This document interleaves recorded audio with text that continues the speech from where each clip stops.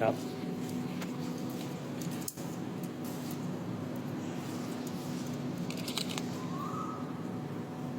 โอเคနောက်ဆုံးတော့ကျွန်တော်ဒါက12ရက်12လရှော့ဈေးနဲ့မှားရတဲ့ဖုန်းလေးပေါ့နော်ကျွန်တော်ရောက်လာပြီပေါ့ကျွန်တော်ဒီဥစ္စာကို TikTok mall ကနေပြီးတော့ last time mall ပေါ့နော် TikTok shop ကနေပြီးမှာတာပါဒါကျွန်တော်ဖောက်လာတယ်ခုနကတော့ကျွန်တော်သွားဆင်းယူလာတယ်ပေါ့နော်ကျွန်တော်ဖောက်လာโอเคအဲ့ဥစ္စာလေးကိုဒါလေးကိုကျွန်တော်ဖောက်မယ်ပေါ့နော်ကျွန်တော်ဒီဥစ္စာက Xiaomi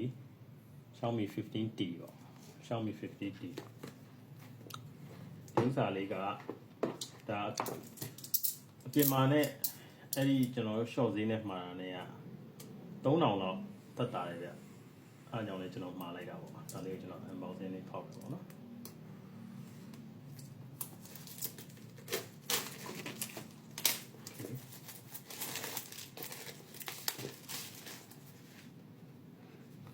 ဒီဥစ္စာဒီလိုမျိုး line ဝါမှာတာကကျွန်တော်ပထမအရင်ဖုန်းတစ်လုံးလဲကျွန်တော်အဲ့လိုပဲ12ရက်12လ short ဈေးနဲ့ပဲကျွန်တော်မှာလိုက်တာပဲကျွန်တော်အခုအဲ့ကောင်လေးဆိုရင်2နှစ်နီးပါးရှိပြီ3လဘာ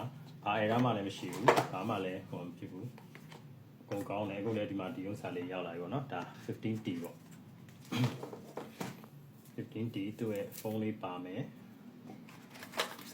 ဖုန်းပါမယ်ရင်ဒါထုံးတဲ့နိုင်ပေါ့ထဲမှာတော့အာသွင်းကျိုးရယ်အာသွင်းကောင်းရယ်ပါမှာပေါ့နော်အာသွင်းကောင်းကတော့67 watt ဒါဆိုရင်သူ့ထဲမှာပါတဲ့ပစ္စည်းရစုံပါတယ်ပေါ့နော်တော့လေဒါကျွန်တော်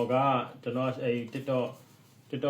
TikTok shop မှာရှိတယ် last time mall ထဲမှာသူတို့ဒီ Xiaomi ရဲ့ Xiaomi official store ပဲမှာတာပေါ့နော်ဒါက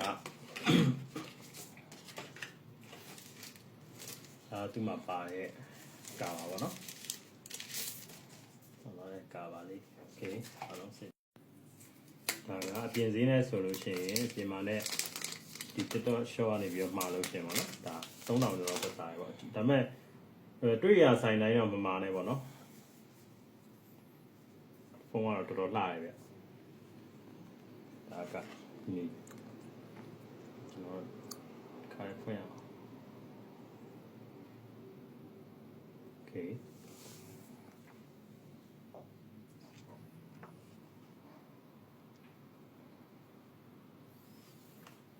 ဖုန်းကစကွန်လေးလည်းကြီးရယ်ဆိုတော့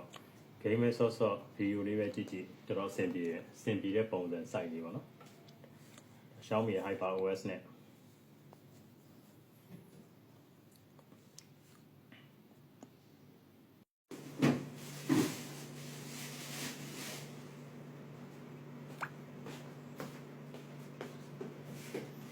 ဒါကတော့ကျွန်တော်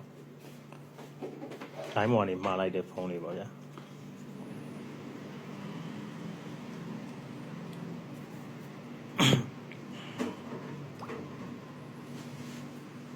Silver color.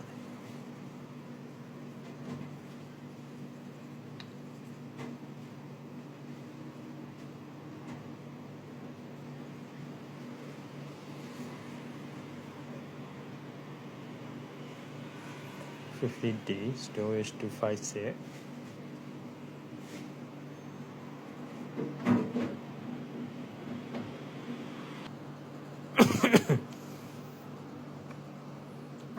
Run 12ပါဗျာ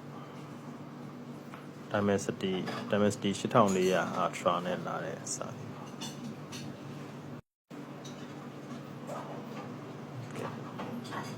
ထိုင်းမှာတော့ဖုန်းတွေပါဝယ်မယ်ဆိုရင်ကျွန်တော်တို့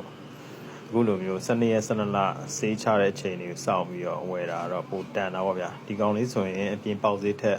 ဒါဖတ်3000နီးပါးလောက်တက်တာရဗျ